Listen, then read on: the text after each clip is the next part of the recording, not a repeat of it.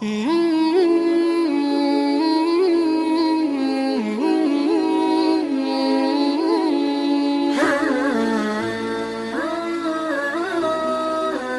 دفعہ شیطان آیا ہمارے نبی سے ملنے، تو آپ نے اس سے پوچھا تیرے دشمن کتنے؟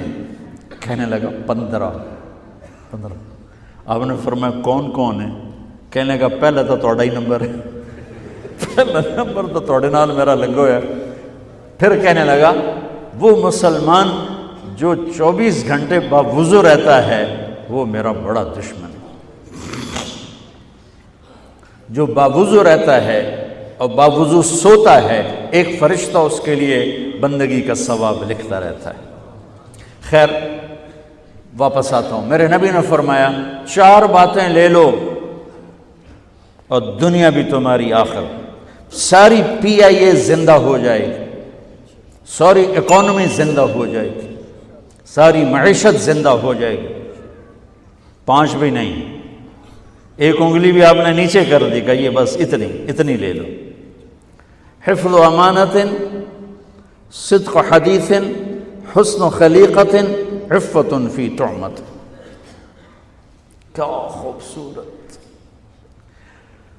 ساری زندگی کسی کو دھوکہ نہ دینا، دیانت داری۔ میرے نبی نے کہا حفظ امانت، کبھی امانت میں خیانت نہ کرنا، صدق حدیث، کبھی جھوٹ نہ بولنا، ہمیشہ سچ بولنا۔ میرے نبی نے فرمایا میرا امتی ہر گناہ کر سکتا ہے، 2 نہیں کر سکتا، ایک جھوٹ کبھی نہیں بولے گا، ایک دھوکہ کبھی نہیں دے گا۔ میرے نبی کی 2 صفتیں ہائی لائٹ ہوئیں، صادق اور بولو کیا ہیں؟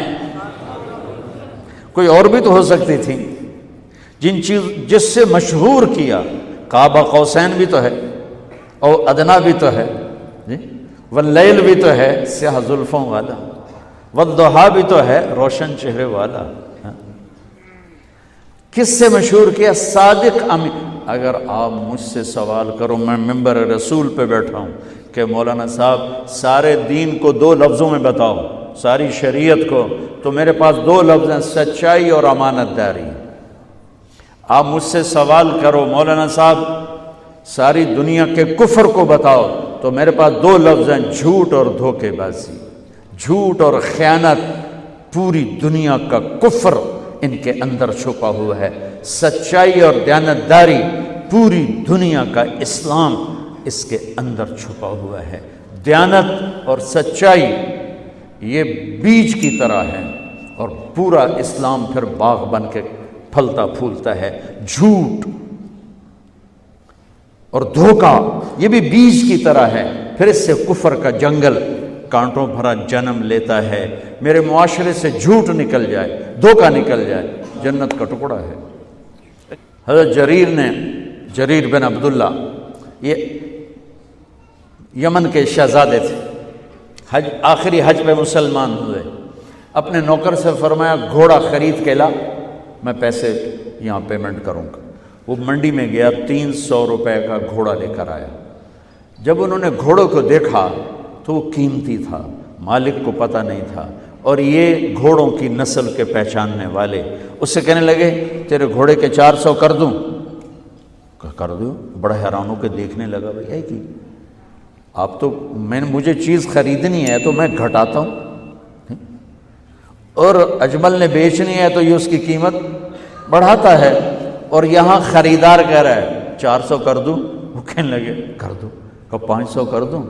کہنے لگا کر دو۔ کہ 600 کر دوں؟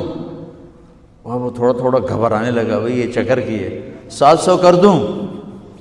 800 کر دوں؟ وہ کہنے لگا حضور تسی لینا تے لو، پر میرا مذاق تھا نا، تسی اٹھاؤ۔ کدی لین والے بھی پیسے بتائے، تسی میں نے 300 دیو میں جاواں۔ کہنے لگا اس کو 800 دے دو اور گھوڑا باندھ دو۔ وہ حیران، خوشی سے چھلانگے مارتا ہوا گیا۔ تو جب وہ چلا گیا تو نوکر نے پوچھا میں جب 300 میں سودا کر کے آیا تھا تو 500 کس خوشی میں بڑھائے؟ فرمایا میرے بھائی اس کے گھوڑے کی قیمت 800 تھی، 300 نہیں تھی، اور میں نے نبی کے ہاتھوں میں ہاتھ دے کے یہ وعدہ کیا تھا زندگی بھر کسی کو دھوکہ نہیں دوں گا، سب کی خیر خواہی چاہوں گا۔ تو بھائیو، میرے اداروں میں کس ٹیلنٹ کی کمی نہیں،